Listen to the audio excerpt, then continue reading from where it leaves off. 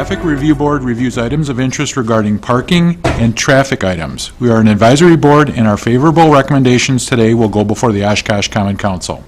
The council can accept or reject any recommendation from this board. If you don't agree with our decision, you can discuss the item with any council member. If the board does not recommend an item, a common council member may sponsor a new ordinance regarding this item. All items require 2 readings before the Common Council. The first reading will take place on Tuesday, June 28th at 6 p.m., and you will be allowed to comment on the item at that time, though the Council will take no action. On Tuesday, July 12th at 6 p.m., the item will be on a second reading, at which time the Council will take action. You will again be allowed to speak. For this afternoon's meeting, I will read each agenda item, at which time, if you'd like to speak, please step up to the podium and give your name and address for the record. I do ask that you keep your comments pertinent to the agenda item. The item will then come back to the board for discussion and action. First item on today's agenda is approval of minutes. Move it. Second. Call the roll. Ross? Aye. Szynski? Aye. Stepanek? Aye. Wanschneider? Aye. Becker? Aye. Haas? Aye. Carried. The board has adopted a public participation policy which provides 15 minutes for the general public to comment on a first-come, first-served basis. Citizens must provide their name and address and may speak on matters related to traffic issues within the authority of this board. Statements should be addressed to the board members and not to any staff or other persons. Items that are on the agenda should be addressed at the time the item is read and not during the period for public comment. Statements are limited to 3 minutes, and citizens may only provide comment one time unless special permission is granted by the board. Is there anyone looking to avail themselves of this opportunity?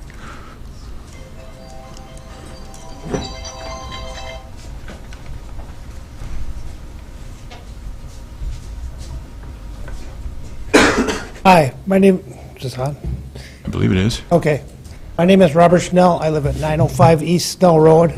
I have some concerns about the intersection at County A and Snell Road. I know that there's a lot of accidents there. I was in one myself 7 years ago. There was a big one there a few weeks ago. I know that that intersection is kind of iffy because some of it's owned by the city, some of it's owned by the township. Everybody likes to say the county, but the city police were out there at the last accident, so I know it's a coin toss, but if you've ever been out there, you know it takes you 10 minutes to get across, if you can get across. There's a serious accident there probably at least once or twice a month. I was just curious if my goal is to find out where I can go with this and find out what I can do to make that intersection safer. Mr. Collins, who actually has jurisdiction over that intersection? It's a county highway, so it's county would have jurisdiction over that intersection. So the person to talk to would be Ernie Winters, which would be the county highway commissioner. Okay. I did mention it to him because I think I had gotten either your call or your email. I think it was an email, yeah. Yeah, and he said he would be willing to discuss it with you. Off the top of my head, I don't think it meets the warrants for a traffic signal, but I would give him a call and see, if he had any ideas. Okay. Just thought I'd start someplace. Thank you for being. Thank you for your time. Sure, absolutely. Anyone else? County A. Okay.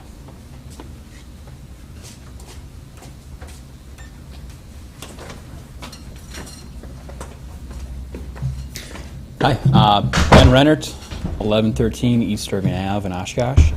I'm here for something different that's on the agenda, but I do have a note on Merritt Ave, particularly from Merritt to Main Street. Traffic with parking on one side seems to try to treat this very center of the roadway as kind of the center line, and there's been multiple times that I've been riding a bike or driving myself where vehicles don't tend to shift over when there is vehicles parked on I believe it's the north side of the road there. And I know there was an issue on New York that was redone where some side mirrors were getting clipped by vehicles, and you decided to put in a painted line. And I just feel it might be a good idea to consider one on Merritt as well in that location. On which location? Between Bowen and Maine, Between- I know there's a private school at that church there. There's usually a lot of parking at that location. And really up to Broad Street, the railroad tracks there. Just might be something to consider. So what you're asking for, so I get them clear, is like a striped center line? Is that Yeah, what just you're a saying? painted line, I feel could be just help with safety. I'm not sure if there's been any reports of any side mirrors getting hit or not, but yeah, vehicles really tend to just treat the center of the roadway as the center line, where it should be divided up into 3 separate kind of lanes with parking in mind. I don't disagree with you, that is a narrow street. Do we know what the width is there? Collins, off the top of your Don't head? off the top of my head, I don't know if Mr. Godey does off the top of his head, but I mean, my fear would be if we actually put a center line in there, that we would wind up with lanes that are pretty tight to begin with. Because, I mean, standard is at least 10 feet on a lane. And if that roadway, if there's a parked car there, arguably, you've already gobbled up, if there's 3 cars across, you're already looking at 20 feet. And it doesn't leave much room for, assuming it's a 28-foot roadway. It's pretty tight to begin. When there is vehicles parked, especially if there's a big line of them, I mean, it is very tight, but. Oh, yeah. Yeah, it's- Again, I don't Might live that just far keep from. people, because I drive down that road a fair amount in a car, and when I am making that trip down, like towards Maine, if there are cars parked, I'm definitely over that center of the roadway, and cars coming at me, you can just see it, in their face. They're like looking at you like, what are you doing? You're pushing me into the sidewalk here. But, yeah, not a big deal. I just thought it might be Well, no, a good it's opportunity to a bring good it up. point, absolutely.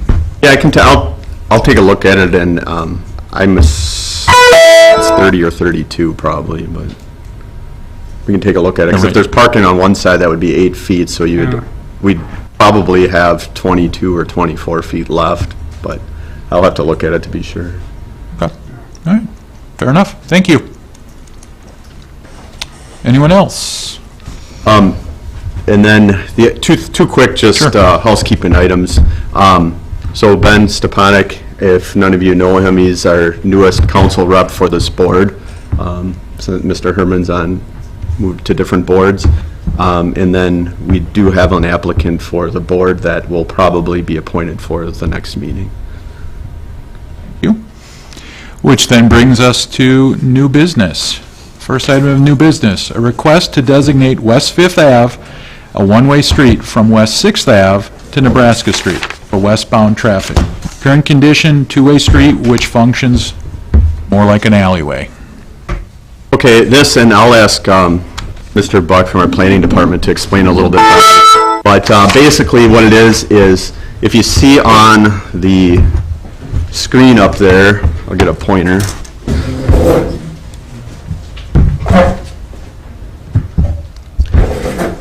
But there's just this little area of West Fifth Avenue, which is behind where the old Greenery restaurant used to be.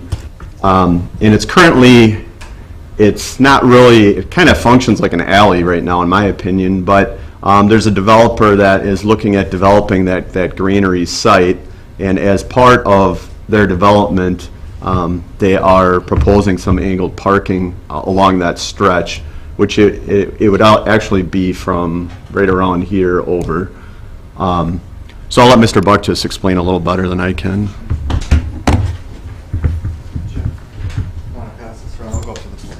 Okay. I'm sorry I only brought the small site plan, but I'm David Buck, I'm at the planning department. We've been working, probably about a year and a half ago, an owner bought the Greenery, or the former Greenery restaurant, Club Element, I think it was after that. They're looking to redevelop that. There's currently a small office building on the far east side. Then you have the sort of the formal Greenery, old H.P. Schmidt Milling at the other end, and sort of an infill in between, very old buildings. So the developer's looking to go into that site and redevelop the center portion as a restaurant again, and then the far western portion as either office space or residential units. So when they looked at it, they had looked at West Fifth Avenue, and they thought it was very underutilized. As you can see here, it kind of is functioning as an alley. The greenery is on the left, and there is a boat warehouse on the right. So as part of their plan, what they're interested in doing is putting some angled parking down West Fifth Avenue, public parking, and have that function more as an alley with parking on it. To do that, as you can see in the plan that's going to be passed around, they would need to narrow the drive lane to get parking on both sides, or actually to get parking on either side, angled parking. So they would recommend, or they're requesting, that the roadway become a one-way going west, not the entire, all the way to 6th, but really just west of the drive lane to get into the parking lot for the user to the north, the boat business. So that's what they're coming here for today. They're going to be going to the City Plan Commission and City Council. This is a planned development area. But really what they're looking to do again is a restaurant with some seating on 6th, outdoor dining on 6th, and then in the western portion, again, it's either going to be residential. I believe they were looking at either 9 units or small office development. So to help accommodate the restaurant use, they're looking to kind of maximize parking in the area. I know they have talked with the owner of the boat company. Is that Boatworks? Sweetwater. Sweetwater Marine. They're not really being impacted. It's still going to be 2 ways to get into their drive aisle and everything. You can see they sort of have some stuff stored in the right-of-way right now. The right-of-way goes right up to the building. Obviously, they wouldn't be able to store things. They shouldn't be storing things there anyway. So that's kind of what they're coming here today for. So I guess I could just answer any questions that you might have about their conceptual development plan. Again, that has to go through Plan Commission and Council. Yeah, and the reason we're bringing it to this board is because in the ordinance, we'd have to designate that as, we designate one-way streets, so it would be designated as a one-way street. It's kind of odd, like West Fifth Avenue goes to Nebraska, and then I think it was vacated at Nebraska, and then it picks up again further west. So this is kind of an oddity in the city. Yeah, originally at the turn of the last century, there were railroad tracks all over there. The milling operation, lumber operation, heavy rail.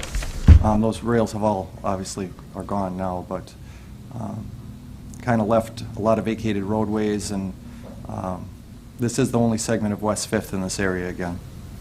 Leads from 6th over to Nebraska.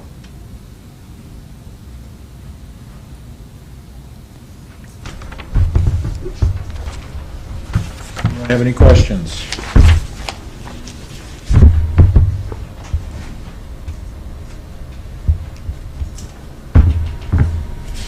I do.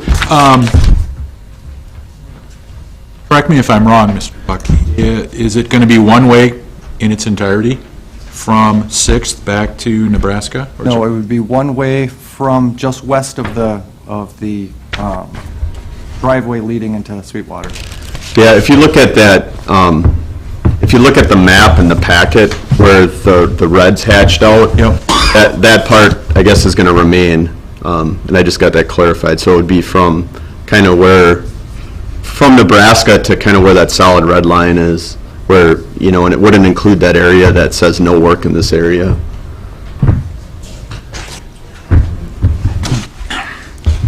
The only hesitation I have in this is it's a little dicey, at least in my opinion, to have a one-way street and partway in a block, and I live in a very similar circumstance. You get people that believe it's, you know, a two-way street and then realize they go halfway up the block and go, oh, and then have a problem coming back. Was that given any thought by the developer? Could be a potential problem there is all I'm suggesting, particularly with the boat works there, because we may wind up with a bigger vehicle in that area. And that is actually what dictated the direction, so you can't go mid-block and get trapped. The only way is out, because it is a westbound one-way, so if you get into that area, you can't get out, and the only way you can get it, and it's the end of the block, the end of the street, at the other end coming out of the dockside area, and there would need to be some improvements made down at that end to narrow that up and make sure it doesn't look as inviting as a street, because there's no head traffic really coming on there except for the exit out of the restaurant. So if someone pulls their boat up Nebraska to get to the back of the marina and tries to make a left onto, or excuse me, a right onto Fifth Avenue, they're stuck. They're going to be stuck, yes. Okay, which is my point. Okay, I'm sorry, I didn't understand. We're gonna jam up the corner of Fifth and Nebraska if somebody's trying to pull a boat to the back of Sweetwater. Big time, because you're not gonna be able to back up that boat and trailer down Nebraska again, probably. If you are trying to get in there, however, the marina in Sweetwater does have all the land to the west that you can turn into to turn around and get back out to 6th Avenue.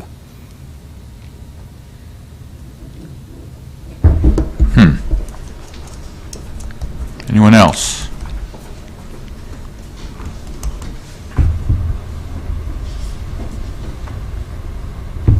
I guess what would be the downfall of just making it all one-way area?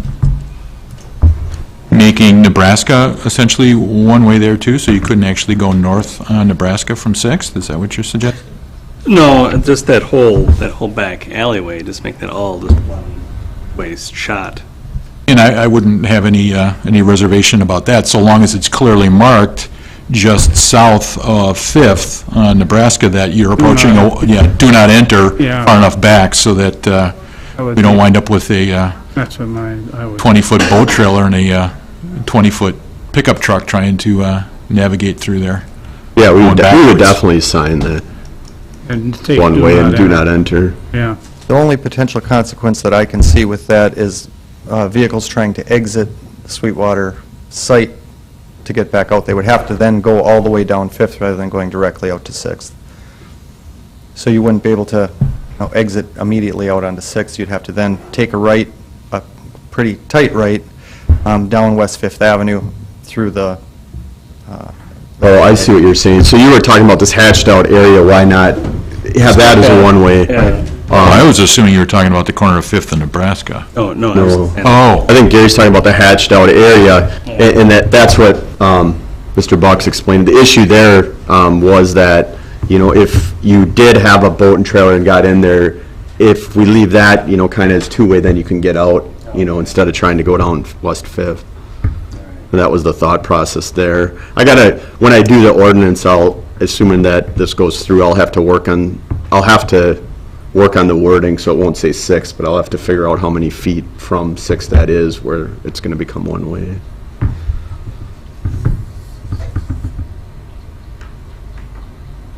Maybe it'd be easier to make it how many feet away from Nebraska?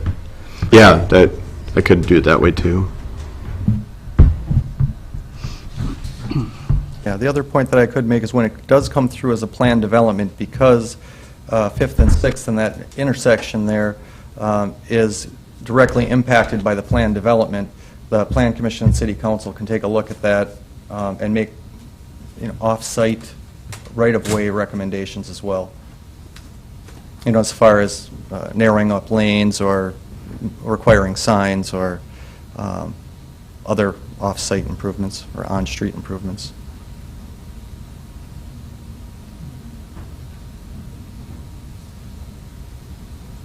again, I think you said this, Mr. Buck, but the Lindemans expressed no concern.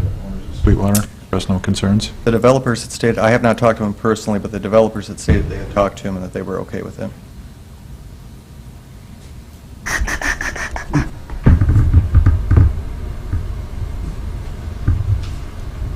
Anyone else?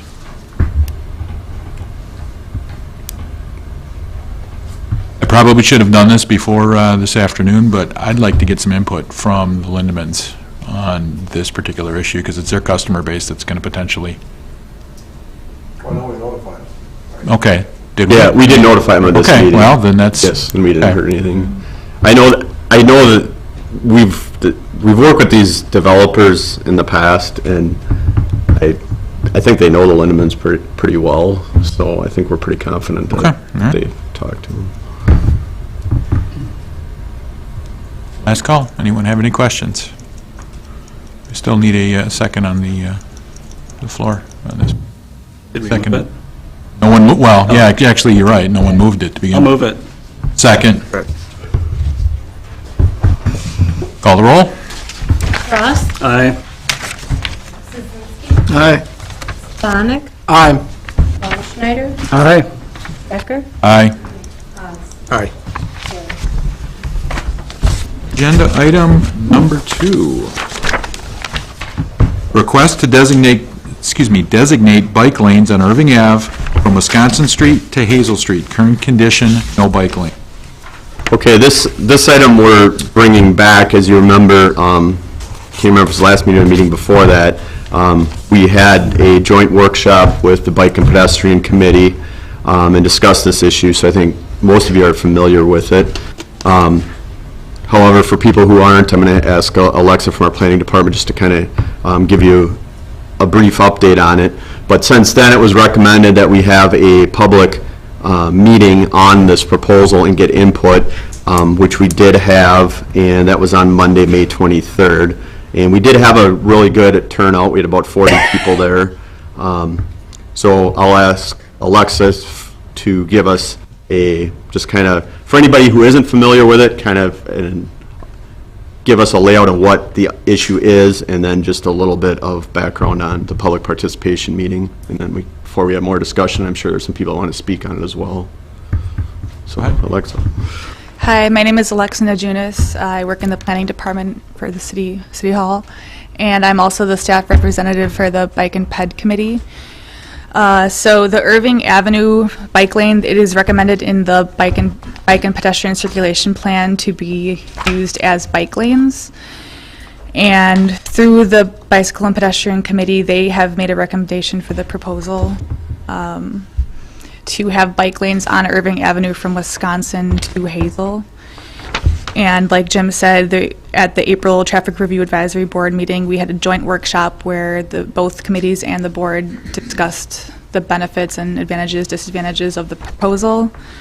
And as a result of that meeting, we had the public information meeting in May, and over 40 people attended. And I also did a questionnaire that every person that was in attendance filled out, and the purpose of that was really just to see what people's opinions were.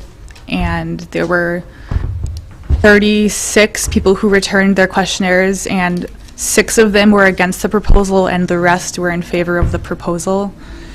And additionally, we have received a few letters of support, written support that you should have received in your packets, either from this meeting or the last, and that includes a letter of support from the Housing Authority, Middle Village Neighborhood Association, which is located right off of Irving, Menominee South Neighborhood Association, which is also off of Irving, close to Menominee Park, and the Oshkosh Healthy Neighborhoods Alliance, which represents all neighborhood associations in the city, have also supported this project, as well as East Central Wisconsin Regional Planning Commission. They have all stated their support. I know there are members here from the Bike and Ped Committee who could probably explain a little bit more detailed the reasoning why they want to support this project. However, basically this route is a major connection between the university and the park. The street is wide enough to allow for 2 bike lanes. Do you think you could turn on the PowerPoint there? You can see from the images out on the boards, it shows how the general design would be. There would be one side of parking removed, and one side will remain how it is, which we're proposing to be the north side would remain for parking. There would be 2 bike lanes, 5-foot bike lanes, 1 lane of parking, 2 lanes for driving, and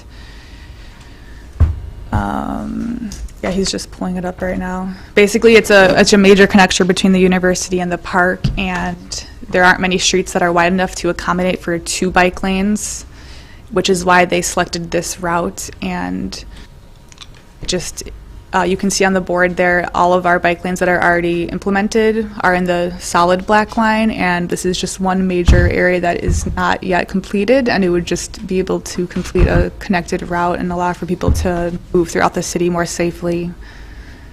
I don't know, can we allow for the Bike and Ped people to talk? As part of the public comment on the agenda item, yeah, absolutely. Okay.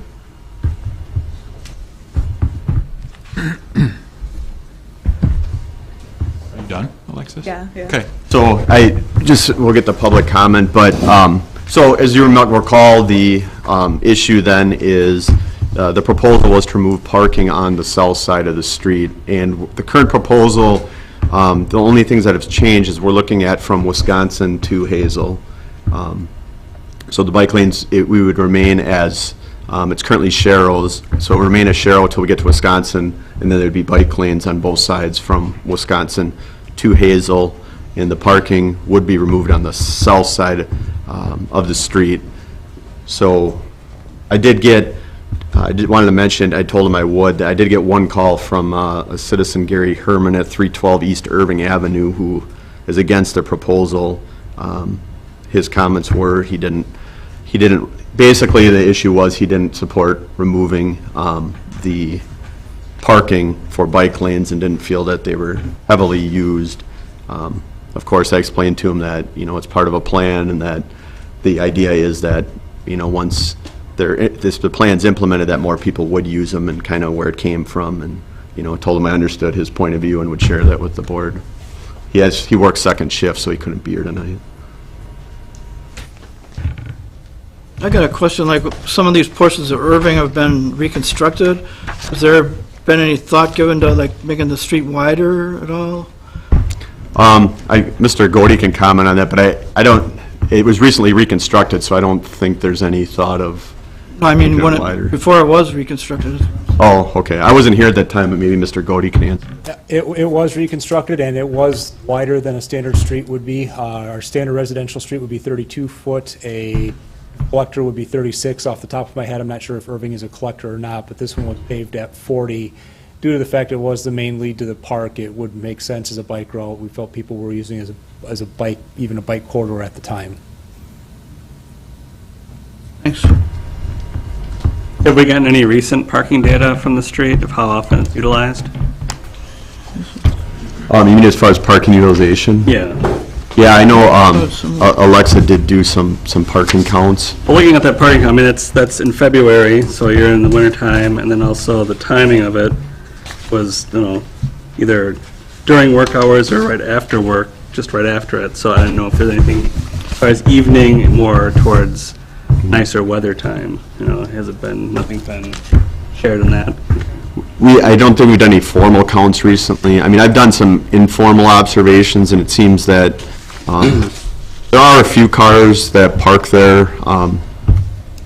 I guess my thought on it is that if we're still allowing parking on the north side, that there's still going to be adequate parking available for the residents that need it. They'll just, granted, it'll be a little less convenient because they'll have to park on the other side of the street. However, I guess my thought was it seems like there's still enough parking for the residents that need it or want it.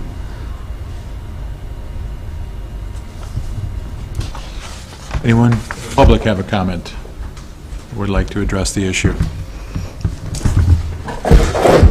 Ben Rennert again, 1113 East Irving Ave. If anyone's not too familiar with where that's at, I live right on the corner of Hazel and Irving, right at the entrance of the park. And yeah, I guess on observation, I've had two informal, but I think it would warrant it.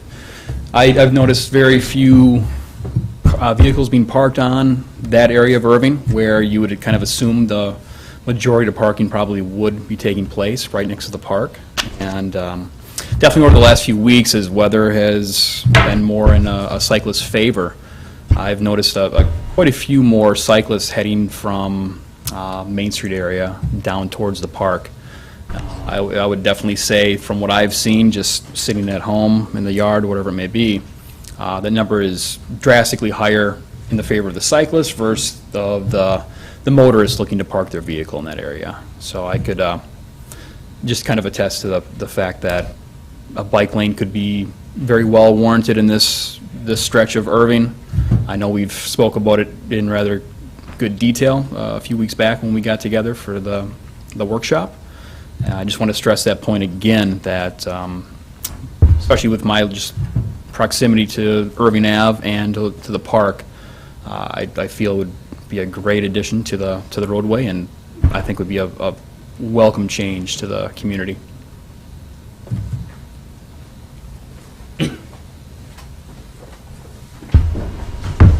Hello, my name is Melissa Putzer. I live at 2768 Lila May Lane, Oshkosh. I attended the meeting on the 23rd where there were participants who had expressed that they felt they were having their property values stolen from them by not having parking available in front of their house. So I did a brief search of numerous scientific studies that are readily available out on the internet that suggest that the opposite is true. I had over 500,000 hits in 0.47 seconds when I entered bike lanes and property values. And it showed in the studies that I looked at that homes that have bike lanes or trails near them sell in less time for more money than homes in the same neighborhoods that aren't adjacent the trails. Property values increased in the ranges in the studies that I looked at from 1 to 20%, or the studies cited that there were no negative impact to the property values. And I'd spoken with Alexa that I could email the summary, a little bit of overview that I did.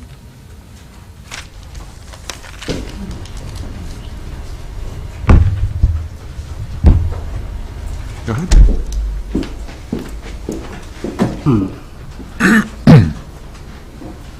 I am Ken Lyons. I live at 711 East Irving, basically corner of Irving and Bowen. I do not believe this bike lane is a good idea simply because of truck congestion. That Irving Street in front of our house is used by everybody from large trucks to large boat trailers and whatnot, and sometimes it's almost impossible to get out of your driveway because of the large amount of people going back and forth in their cars. Very simply, in times like sawdust days, 4th of July, anything that's going down at the park, the traffic increases exponentially with the cars, the beer trucks, the boats, the cars, whatnot. And very simply, if you can have bike lanes there, and it'll work until somebody gets hit. And there should be maybe there is a way around this, but like I said, you can sit there. I sit on my front porch a lot. I work third shift, so if I want to do something, I sit on my front porch waiting for things to happen. I'll count 1 or 2 bikes in an hour, but I'll count an awful lot more trucks than there are bikes. And frankly, I wouldn't want to be arguing between a bike and a car or a bike and a truck, especially, I see your point. You need a bike lane, but I don't like the odds. Thank you.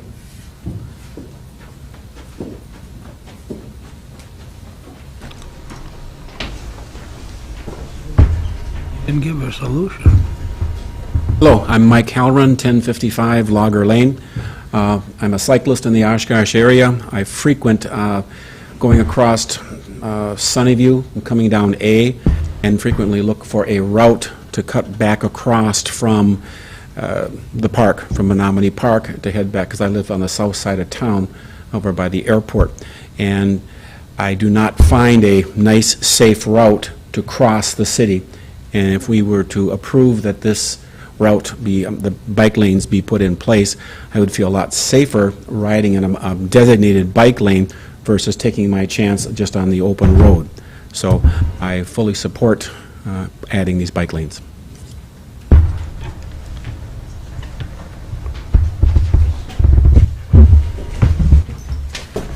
Caroline Pansky, 1069 West 9th Avenue. I am here tonight to voice my support of the bike lanes on Irving. As a bicyclist and a mom of 2 children, this would definitely open up a whole new avenue and the utilization of Menominee Park for my family and I. So I support this. I urge you to do the same. Thank you.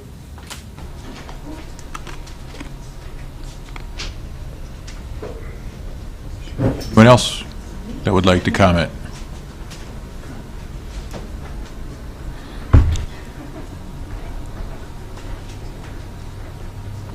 Good afternoon, my name is Rob Clancy. I live at 819 East Bent. I'm very much in favor of this proposal. I'm an avid biker who only got into biking the last 5 years, and I've gone up and down Irving multiple times. And even though it is busier during the holidays, it's the rest of the year when it's nice to have that burden, that extra protection of being on the lane and being safe. I usually bike as far to the right as possible in the culvert to make sure when there is traffic going on. And I've also had, in all the time I've been biking in Oshkosh, I've only had 3 instances where someone has either yelled at me, obscenities, or saying get on the sidewalk. So I think Oshkosh respects bikers, and this is just an added protection that bikers just straight out need to feel more comfortable biking from the Wheel Wash Trail to Menominee Park and back. Thank you very much.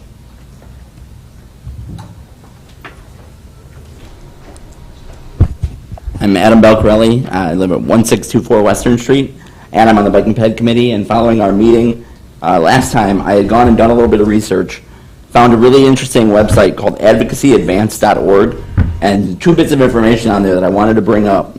The first was that in Wisconsin, cycling is, what's the number? A $1.6 billion industry and increasing, and the more we can become a part of that, the better off we are.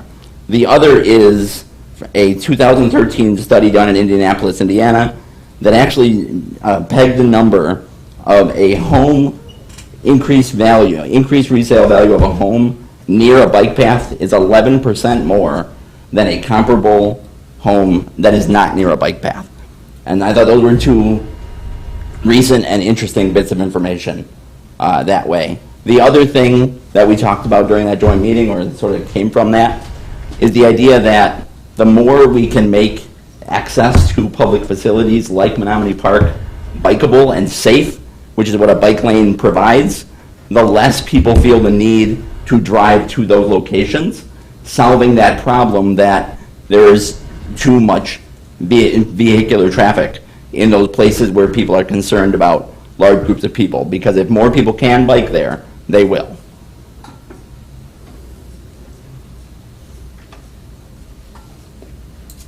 Anyone else? Seeing none, I'll bring it back to the board. Is there further discussion from the board members? Questions?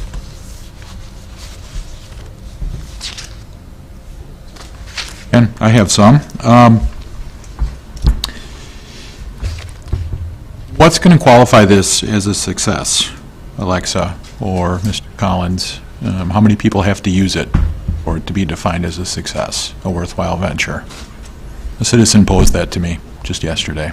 I would say that a success would be adding to a more complete bike route network in our city and offering a safe route for people to get to our facilities. So it's intangible. There's no, that's the point I'm trying to make. Well, I think we could, it's, I guess there's a number of different answers to that. I mean, one way to measure success is that we have a bike pedestrian plan, we implemented it, so that's one measure of success. We completed the plan. You know, I know that, you know, as we do plans, a lot of them, you know, we're trying to implement them instead of letting them sit on a shelf, so that would be one measure of success.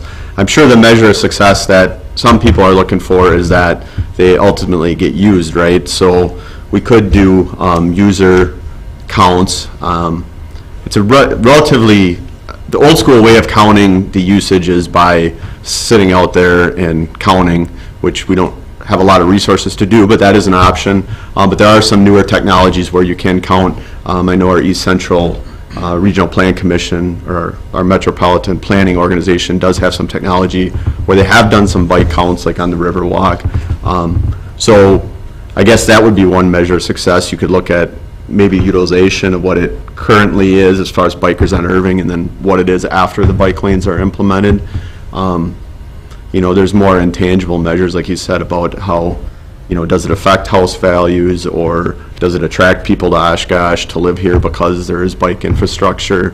And I'm sure there's ways to measure that. I'm not sure exactly what they are, but kind of looking at our planning director, see if he has any ideas. But those are kind of my initial thoughts, I guess.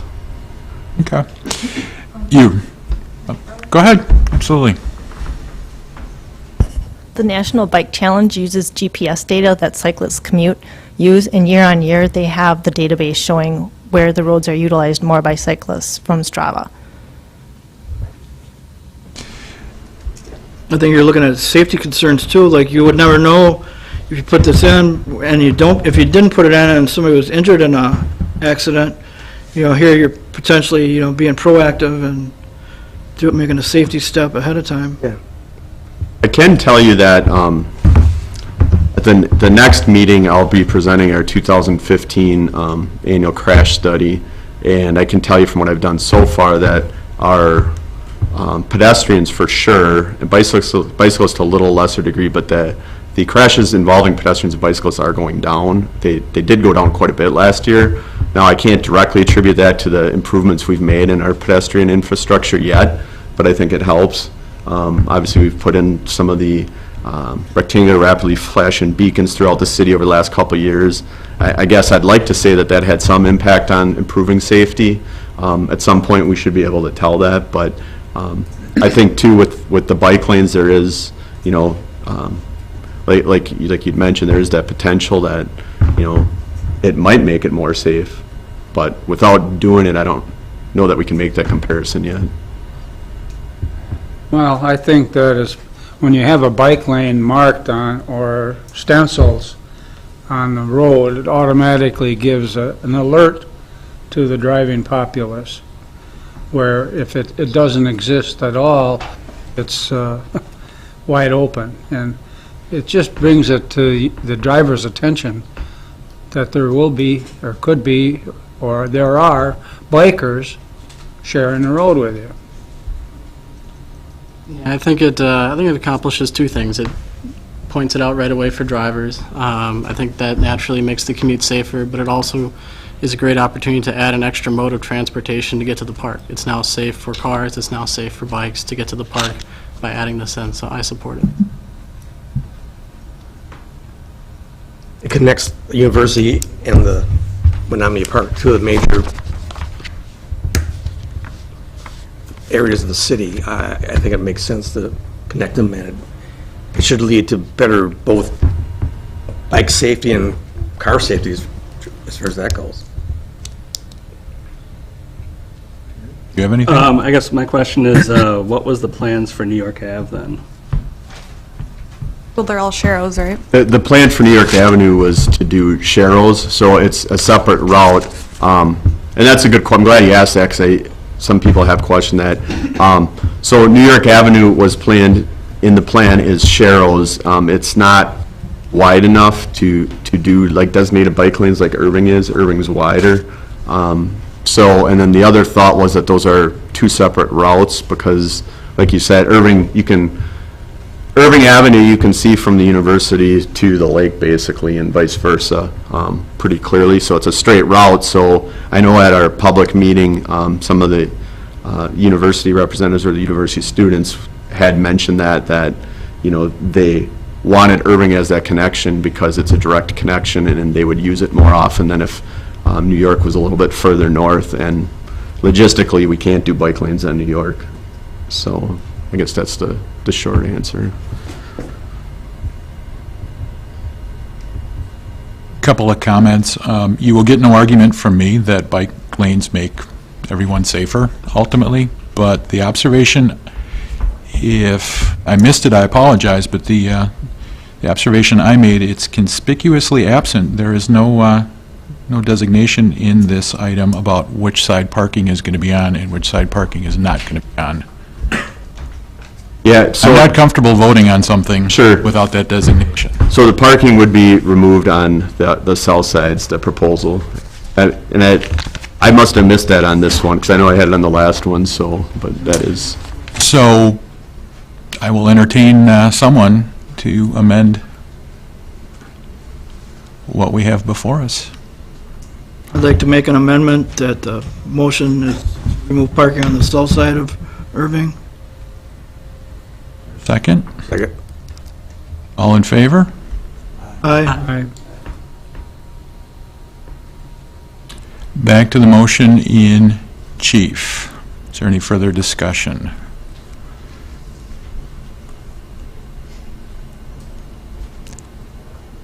Well, the discussion I will have, and I made this comment last time, I think to remove parking on the south side of Irving is a mistake, given that's the inbound side to the park during high volume. I made that very clear last time, given the amendment, and that's why I didn't make the amendment. I wanted to see what it was going to be. I unfortunately cannot and will not support. If it were on the other side of the street, I would give it some consideration, but I cannot in good conscience remove parking on the south side of Irving, because I believe it's going to cause a traffic nightmare at the corner of Irving and Hazel. Oh, I was just going to say... Technically, this is still the board portion of the meeting. The reason that we're recommending on the south side is because there's quite a bit more business parking on the north side, and the discussion that was had at the public meeting from some of the residents that live on Irving was that, you know, for special events, I think there's maybe, you know, there's a limited number, maybe 80 a year or something, and they said that they didn't see an issue with that from what they've observed. So that was kind of the feedback we had gotten, and that's why we decided to leave it on the south side. I'd like to say, when I go to an event, you know, people are generally trickling in. They don't all come at once, but when they leave, when the event's over, everybody wants to leave at once. So it makes more sense to have easy access to leave, you know. Arguably, you're getting, if you remove the parking on the south side, you're forcing everyone right down into the mouth of the park.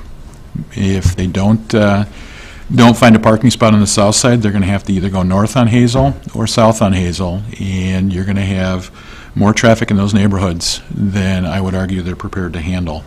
And yes, I do have some bias. I do live in one of those neighborhoods, but by the same token, at the end of the event, if parking's on the south side, okay, everyone's headed in the same direction ultimately. So I think traffic flows better because then everyone's either exiting north on Hazel or south on Hazel, and they're not trying to loop back, find a parking spot. So again, we're all entitled to our opinion, but I unfortunately am not going to be able to support this. Yeah, and I guess the other reason I would recommend moving it on the south side is as people, like Mr. Szynski said, I think there's probably exiting, more people are probably going to be heading west, I would think, exiting to get to one of the main roads to get out of the city. So I guess, you know, to me, it's kind of 6 one, half dozen the other. Neither, you know, you're going to have some issues either way. I guess it's just a matter of difference of opinion of which one's lesser of an issue. I just wanted to point out the map that I have on the screen.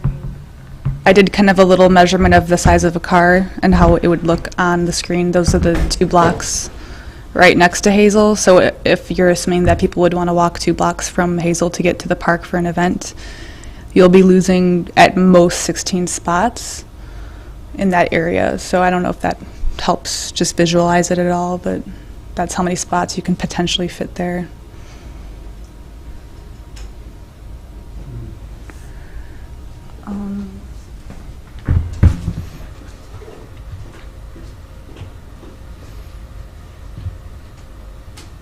That's just zoomed in more.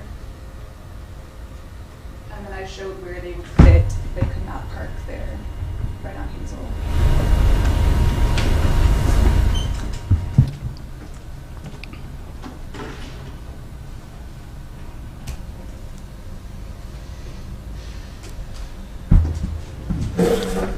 Does anyone else have any questions? Well, I just looking at the north side from the standpoint of which direction are people going to go initially when they leave. And if they're parked on the north side, they're already facing west. And so as far as I can see, this would be a beneficial direction to start in. Get west a ways and then either go left or right depending on if you want to go north or south. And so you're already on the exit direction by having parking on the north side. That's my take.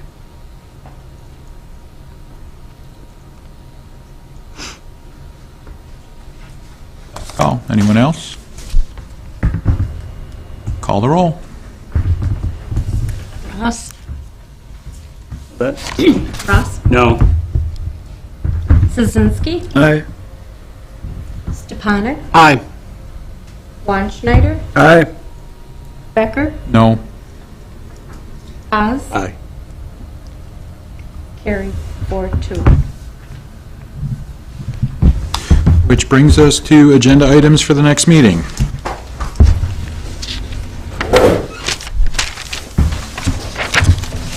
No one? The only thing I have, like I mentioned, for the next meeting is I'm just about done with the 2015 annual crash report, so I will present that at the next meeting. Which I would assume incorporates your staff statement, well, even though Yep. it's not on the agenda. Yep. So that'll be I know that's what's coming. Seeing nothing else or hearing nothing else, I will entertain a motion to adjourn. Move it. All in favor? Aye. Aye. Thank you.